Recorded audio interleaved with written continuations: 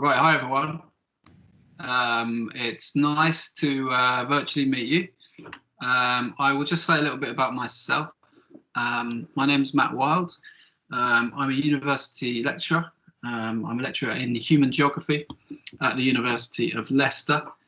And I've been asked to talk to you, well, to give you a kind of sample of what it's like to experience teaching at university. Now, teaching at universities, a bit like teaching at schools over the last year, has been a little bit difficult. We've been doing everything online, but I'm going to try and give you a sample of what it might be like to have a seminar at university level. I wanted to ask you all a quick question before we go into the materials, and that is, university is often called higher education.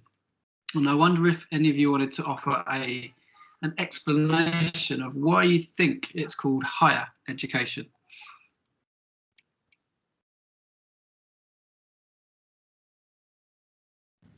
You can unmute students. So you can speak or type if you feel more comfortable doing that.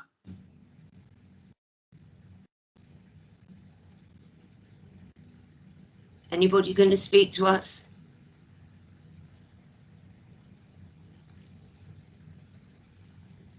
You can type in the chat too.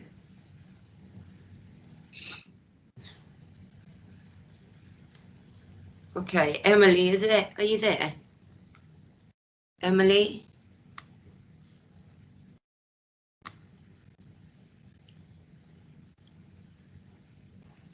That's okay. I'll give you my. I know how it is. I know it's not easy, especially online, to just speak to some random talking head on a laptop. I do completely understand. More in depth. Thanks. Is that Emily? Thanks, Emily. Yeah. Partly it's about depth. Does anyone know, or can anyone guess what kind of learning materials you might use in a degree program that perhaps differ from what you might do at school or at sixth form? So what would we make you read?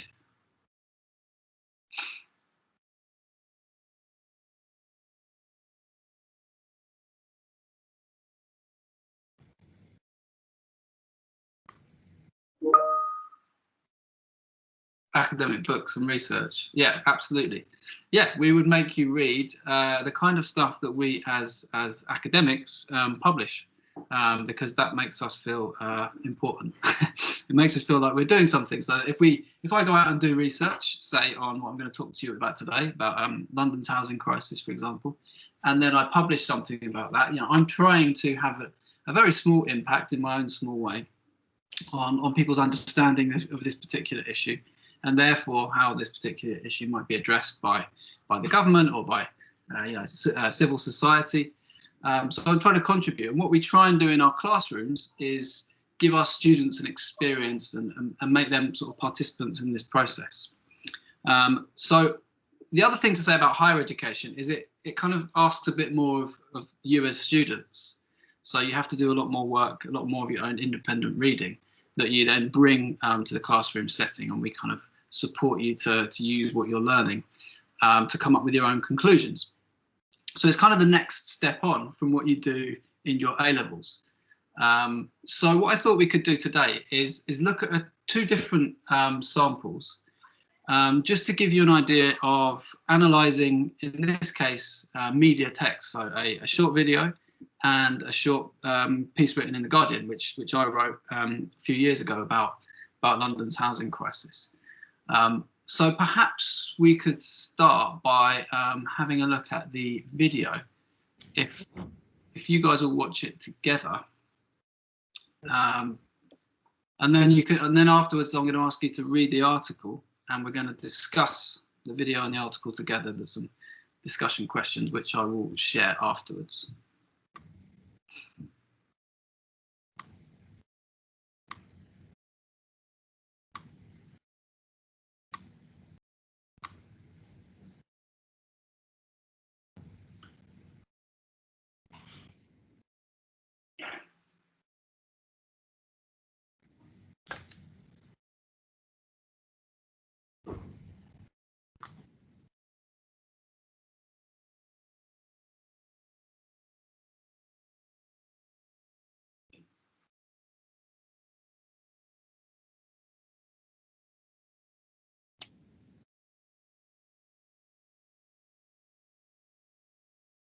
Is everyone able to see that?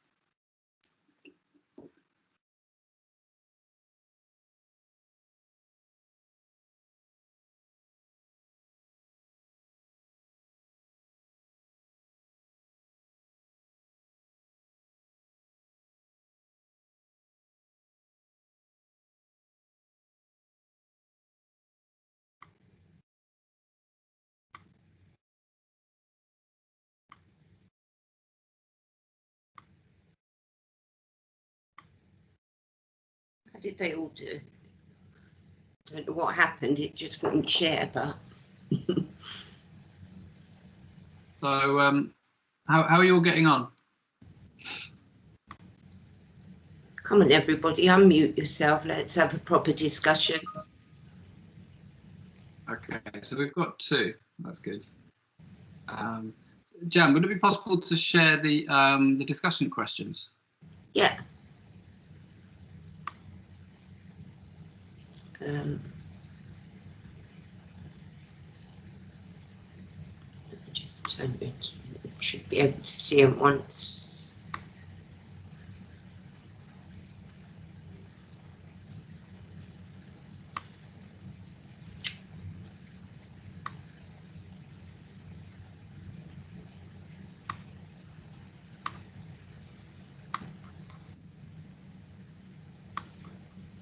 You able to see them now?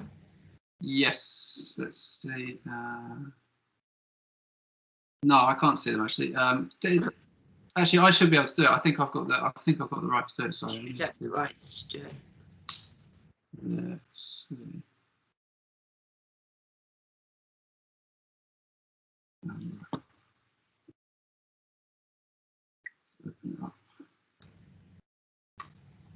Don't think there's actually any questions on there at the moment.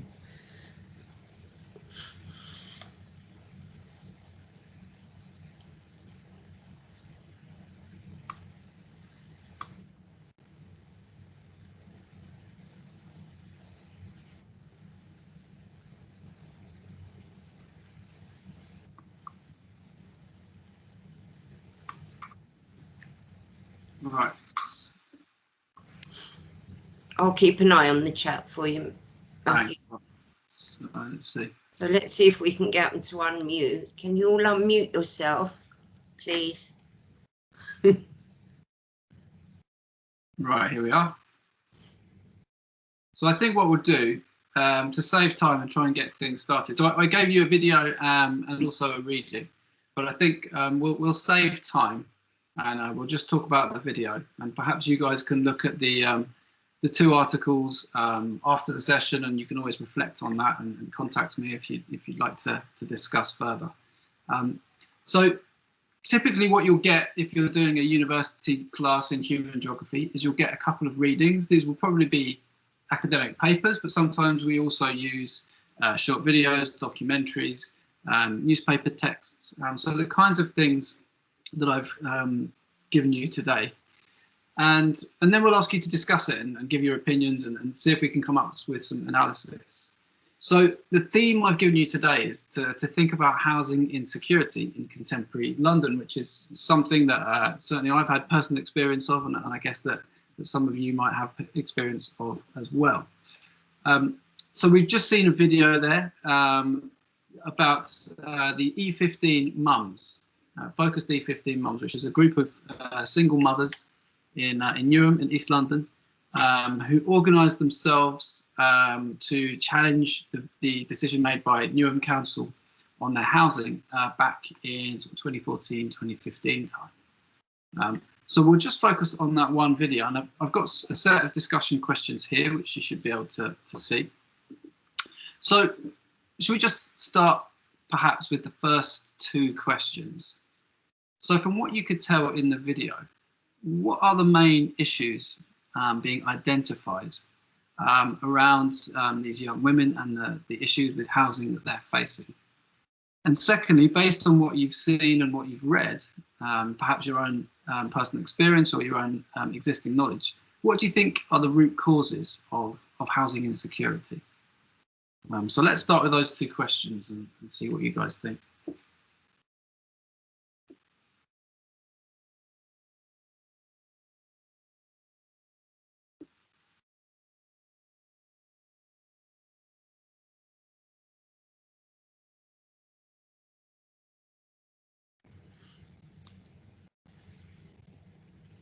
Come on, one of you. Unmute yourself and have eviction. We've got one come up from Emily. Eviction.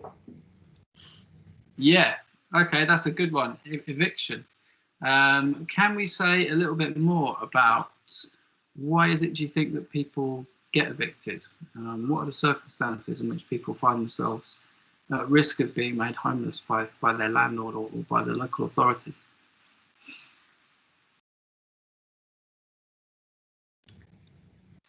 Okay, so somebody's saying, I'd say single mums not being paid enough to sustain themselves and their families. Mm-hmm. And yeah, that's a really good point, Olivia. I think so. We're talking here about low wages. We're talking here about perhaps sort of wider economic problems where people struggle to afford to pay the rent. Yeah, absolutely. We'll come back to that question about rent in a moment. I see that Mabub has said one issue was the houses were boarded up, and those could have housed people. Yeah, absolutely. Did you get a sense from the video of why the council seemed to be boarding up these houses? What seemed to be happening? And can you tie this to any of the things you've perhaps been studying around gentrification, regeneration, these sorts of issues?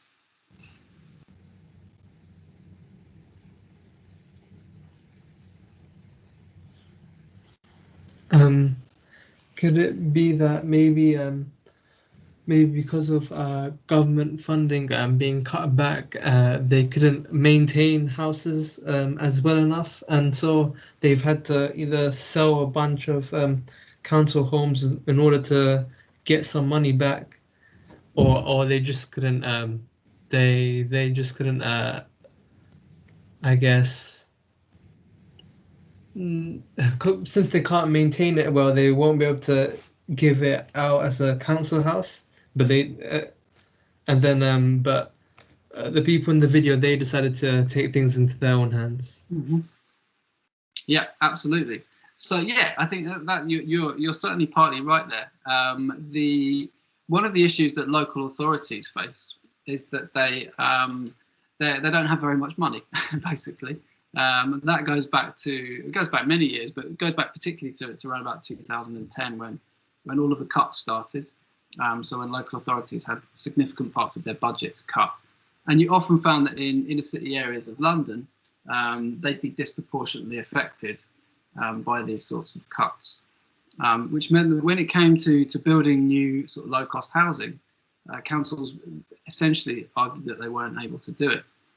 So in order to meet house building targets, what they would do instead is bring in private developers. But private developers, as you can imagine, they develop in order to make money. And there's much less money in building low-cost housing because it doesn't cost as much. You don't get as much in terms of the rents or the mortgages.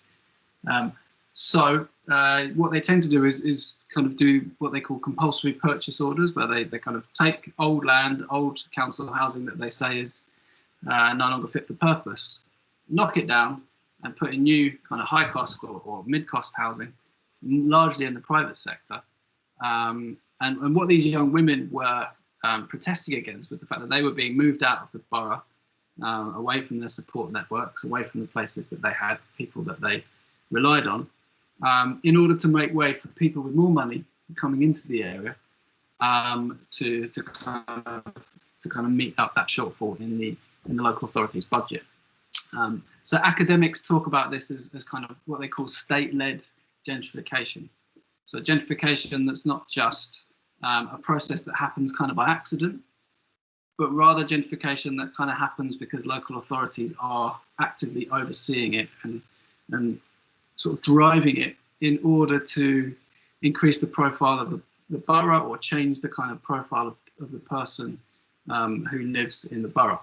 And this is an issue across London. Okay, any other issues, sort of the underlying issues that people felt were significant from the video?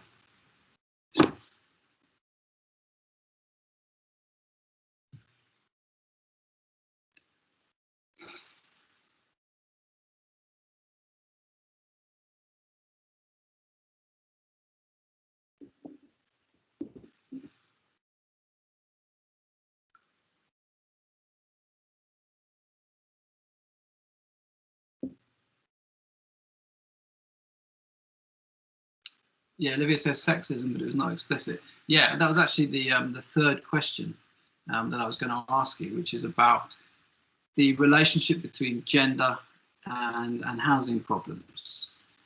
And you're absolutely right. It was kind of quite strongly suggested, because all of the people who were affected by this particular case were young women, were single mothers.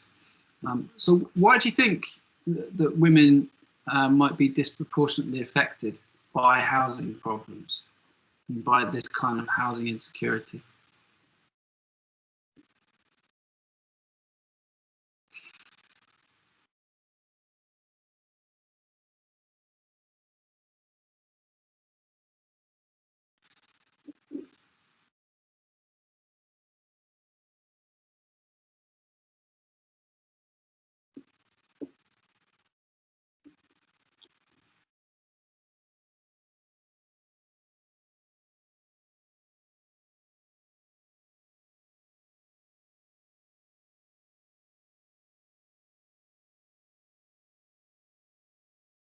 Yeah, so yeah, I think that's an important point. So they work low-wage part-time jobs, so rent could be an issue when paying for it. Yeah, that's absolutely true. And one of the women, she says in quite forthright way, you know, she how much she earns, and she can't pay the kind of market rate of rent. Yeah, that's absolutely right.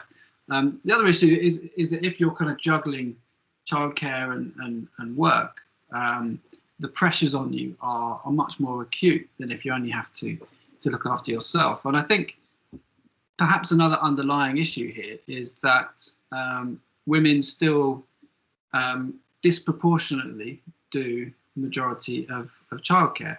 And if the father is not around, then it means that the mother has to hold the household together, has to look after her children, and has to kind of do the kind of the domestic labour, as many human geographers call it, as well as the kind of wage labour out in the workplace. And without a partner to support them, that's obviously much harder, and it means that it's much harder to meet the rent. So you get this situation. So this is very much a gendered issue, as well as being an issue that disproportionately affects women of colour in many parts of the UK. So if we think about that, what you've raised there, Olivia, about this issue of rent and pay, what might be one way that you could give people a better opportunity, aside from raising their wages, which would be good? What might be another way of giving people kind of more money in their pocket, more capacity to meet their needs?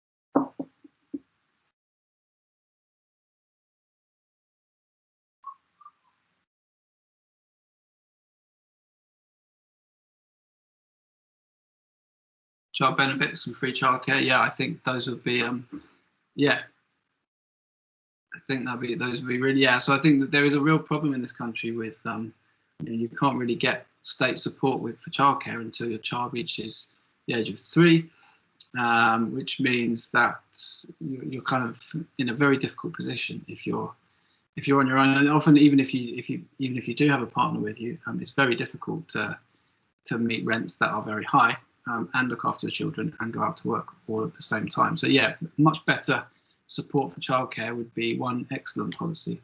Olivia says extending rent due dates. Yeah, I mean that's at least a way of postponing the problem, giving people more time to pay their rent. And that's something that's happened during COVID, and all the kind of furlough.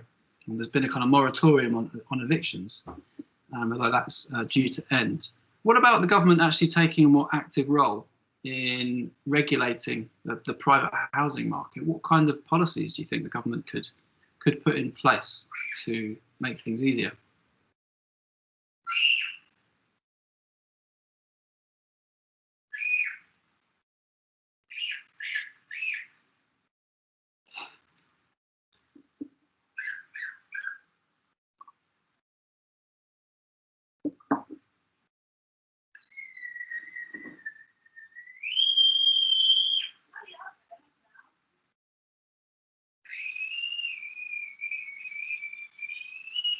You might be able to hear my child screaming right now.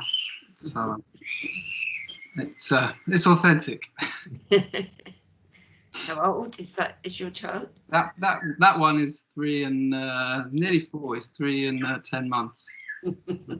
His brother is 8 months. So they keep us busy, especially during lockdown. Yeah.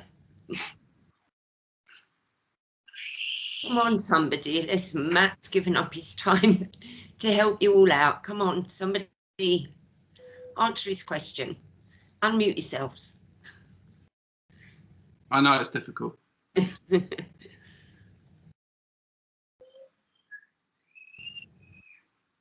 More social housing.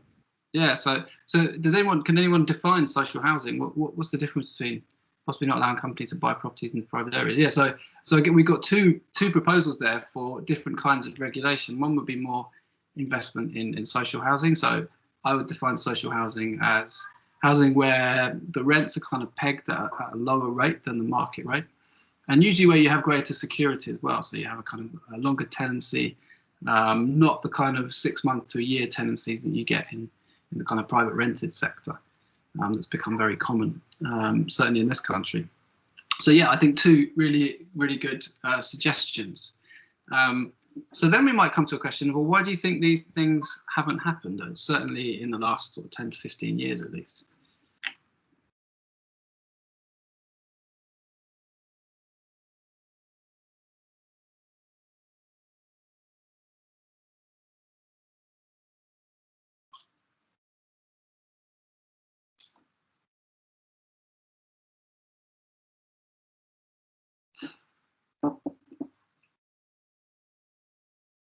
I mentioned one possible reason at the start, which is that many local authorities, lack of government funds, and lack of government funds, says Mabub, and the market has become much more free. Yeah, so it's very true. There's actually a series of deregulation acts that came through in kind of from the 1980s onwards and through the mid 1990s, where basically the government took away a lot of the regulations, and that has allowed the private sector to be much more of a kind of wild west in terms of what landlords can do and what developers can do.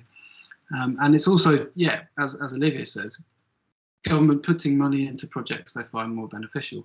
Yeah, I think that's also true, or just simply, in many cases, stepping aside from social housing, certainly at a national level, and not allowing local authorities the ability to borrow money against future social housing that then they would pay back over a kind of 30-year period.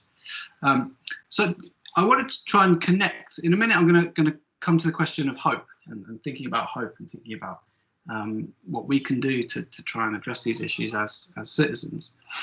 But one thing that we try and do in human geography is make connections across time and space. So we try and see how things have a historical precedent. We also try and make connections in terms of scale. So we've talked about why local authorities might not be able to build social housing or might not feel that they can because they're cash strapped, they don't have enough money, they're in debt.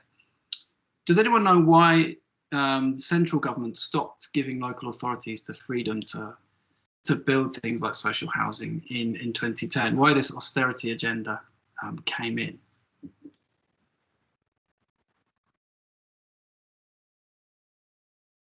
The financial crisis. Yeah, absolutely. Do you want to say a bit more about what you understand the financial crisis to be, Mabub? I'm pretty sure it's when bankers gave out like mortgages to people who couldn't afford to pay it back. And so what happened was people couldn't afford to pay mortgages off, and then banks started to fail and collapse, and so the government put taxpayer money, cut down the funding for social services like the NHS or education, and to help prevent the banks from collapsing. Yeah, absolutely. That's a really good answer. Yeah. So this was a crisis that started in the United States. It started in the United States in the 2000s, where banks were lending out what they call subprime mortgages. So they're giving mortgages basically to anyone who wanted a house. So people who didn't really have the money to be able to buy their own house, they would give them a mortgage. And what they would then do is kind of whack up the interest rates years down the line. And they would package them all together so that even the mortgage lenders at the high street level didn't really know what they were giving to people. And no one really knew what, and this was all being bought and sold in the financial sector through things called derivatives. And no one really knew what was being bought and sold. And it's basically created this big chain of debt through the entire global financial system. And then eventually, when people couldn't pay their mortgages in enough numbers, the whole thing basically collapsed like a stack of dominoes. So then the governments in much of Europe and North America had to then bail out the banks to stop the banks from failing. Otherwise, there would have been no money coming out of cash machines. The economy would have completely collapsed. And because they had to bail out the banks, they then said that there was a kind of deficit between government spending and government debt. Therefore, they decided in 2010 that they needed to start cutting public spending. So we see this sort of chain reaction across the Atlantic that comes to Britain and to Europe. And we see these kind of very abstract financial forces that happen on Wall Street and in the City of London, trading at high speeds. And the way that it then impacts all the way down to people's everyday lives. In this case, a hostel for single mothers in Newham in East London. And then you see that the struggles that causes these particular women. So there's a really clear connection between what these women experience in their lives and what's happening on Wall Street and what happened on Wall Street in 2002. That's one of the things that I think is a real strength of human geography, is we try and make these connections across time and space and across different scales. And to try and understand how our own lives are shaped by all of these forces that we often don't see and that we often don't understand, but that nevertheless are kind of there in all sorts of really quite powerful ways. So let's just turn to perhaps a final couple of questions. Again, we can perhaps take these three questions together, 4, 5, and 6. So can you guys think of any grounds for hope? What kinds of questions would you like to ask of politicians? So say Sadiq Khan or say Boris Johnson about housing in London, about housing in Britain. And what kind of housing do you imagine you're living in yourselves when you do eventually leave home? What kind of aspirations do you guys have, and how do you hope to try and meet those aspirations?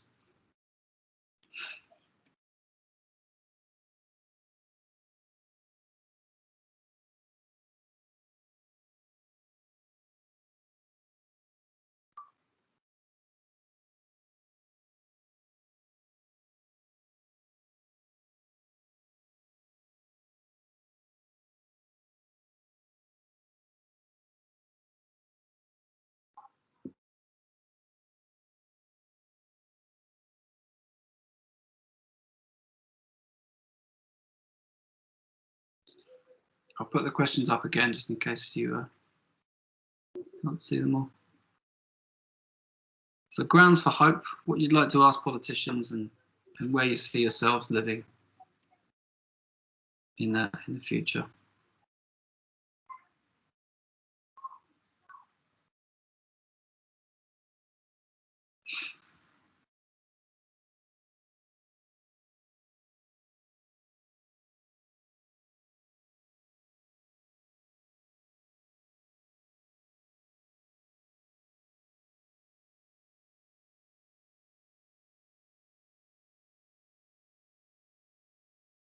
Okay, thanks, Livia. So I think there's hope as the continuing activism will eventually lead to the local government listening.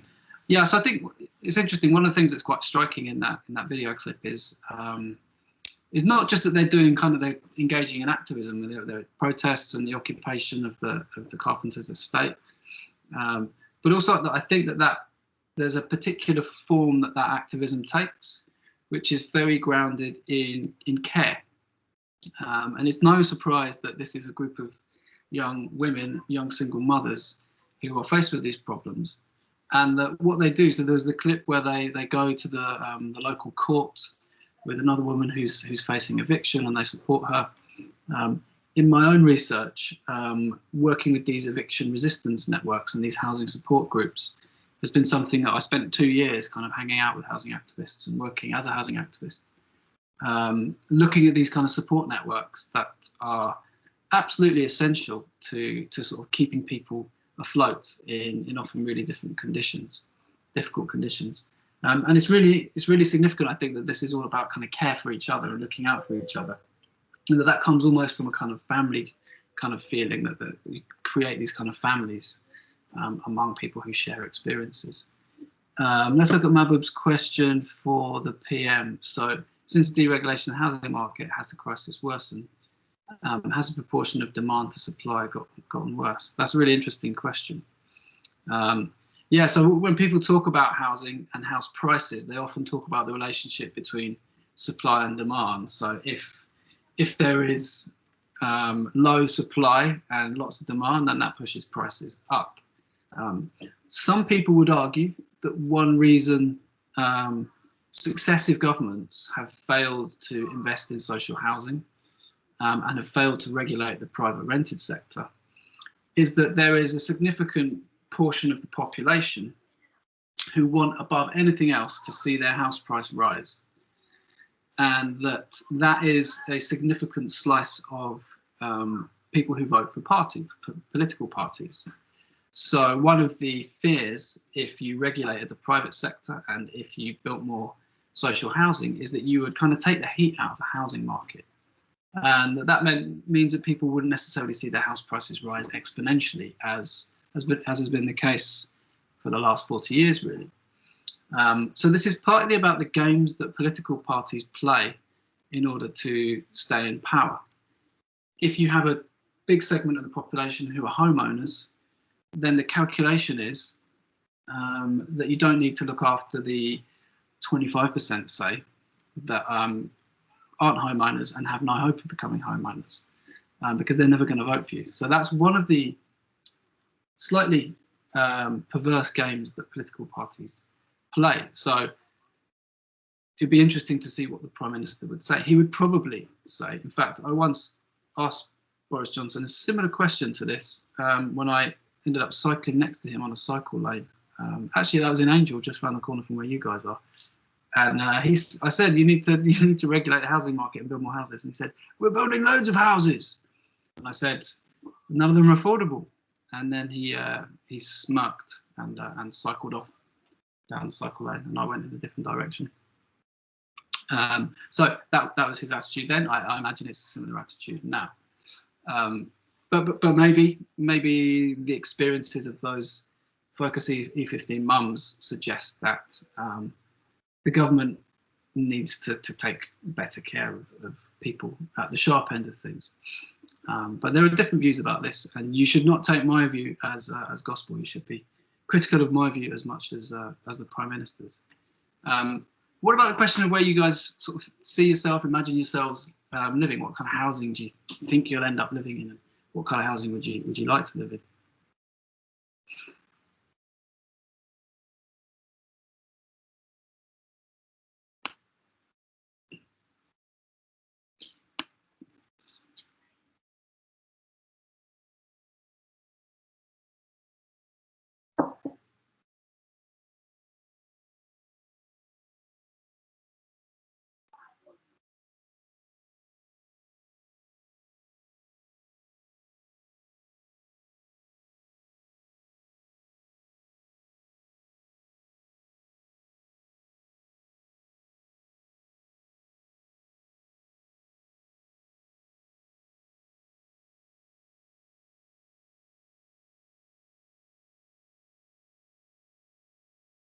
Olivia says sees herself going to social housing and young adult. Buying seems so absurd at such a young age. Renting social housing. Yeah, I think it's very true. It's very hard to buy, and it's particularly hard to do so in London. One of the issues with social housing is that there is, as was mentioned in that video, I think there's 25,000 people on the housing list in Newham alone. So that's just one borough of London. This issue of supply and demand, there are far more people than who need to be in social housing than who are actually housed. So yeah, it can be difficult. It can be difficult.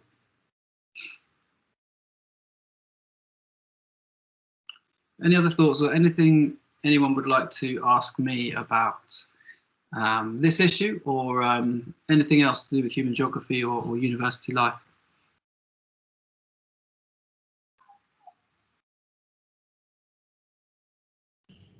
You're very shy today. So I've got used to this over the last year. Oh.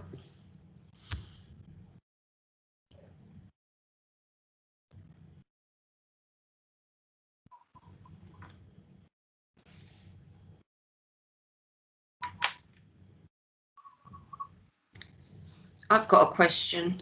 Yeah. It's actually easier for women to get social housing than men, do you not think? Yeah, well, yes, there's what they have is a set of criteria they call it sort of like priority need. Yeah. The local authorities have a duty to house, like women with children, for With example. children, yeah. But what can be the case is that you get offered like one property. So that the article that I wrote in The Guardian sort of follows the story of one particular woman. You get offered one property, and it could be a property that's outside of London. Yeah. Because there's such a shortage here, they might say, we can house you in this place in Wolverhampton. If you turn that down, then the authority has the legal right to discharge duty. To discharge it, yeah. And they often, well, depending on the housing officer, it's very, very much discretion of the housing officer. If you get a stressed or vindictive housing officer, they might offer you something they know you're going to turn down. You're going to turn down, yeah. And then they say, right, I'm done. And it's another one off their list. And that's, the related problem there is that housing officers are under a lot of pressure. They're overworked. They're working to targets. So there's a kind of chain reaction.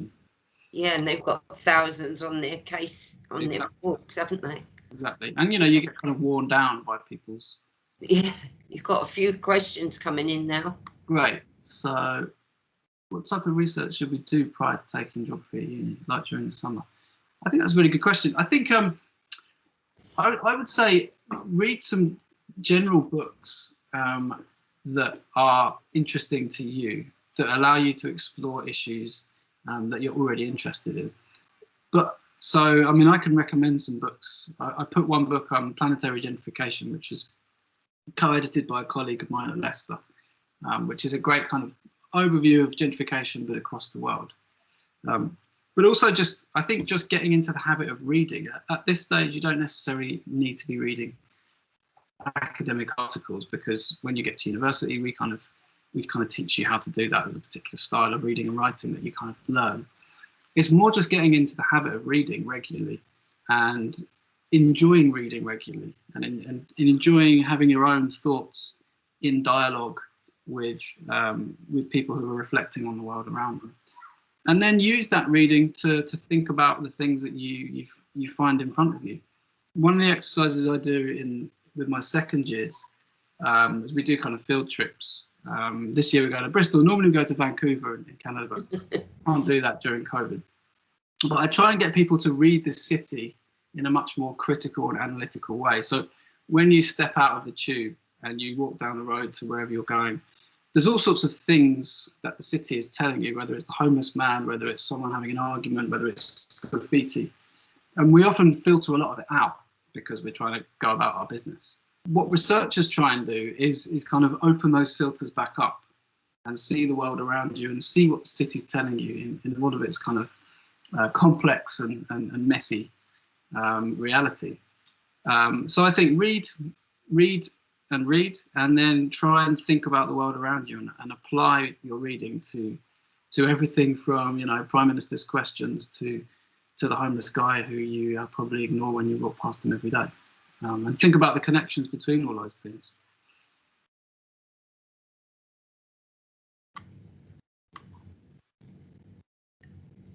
You have we've put another link to another article. Is there? Yeah. So in the discussion questions, there's a couple of articles there and a suggested book that might be interesting. So, and if any of you want to carry on the discussion, I know that these online seminars are kind of difficult. You're very welcome to email me, and I'm happy to answer any questions that you might have or anything that might come to you if you're thinking about this, a few days' time. Whatever. If you want to put your email address in the chat for them, Yeah. and they can pick it up if that's fine by you. Yeah, it's absolutely fine. Yeah. There you go. Brilliant.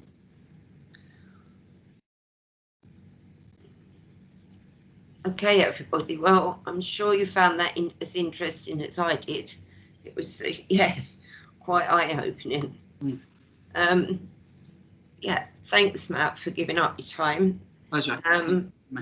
And students, good luck with everything. And as Matt said, if you want to ask any questions, just send him an email. That's really kind of you, Matt. Please do. Yeah, anything specific about human geography or about life at university or life at Leicester or whatever you may be interested in. So. Okay, I'm going to turn off the video now, everybody. So. Okay, thanks. Good luck with your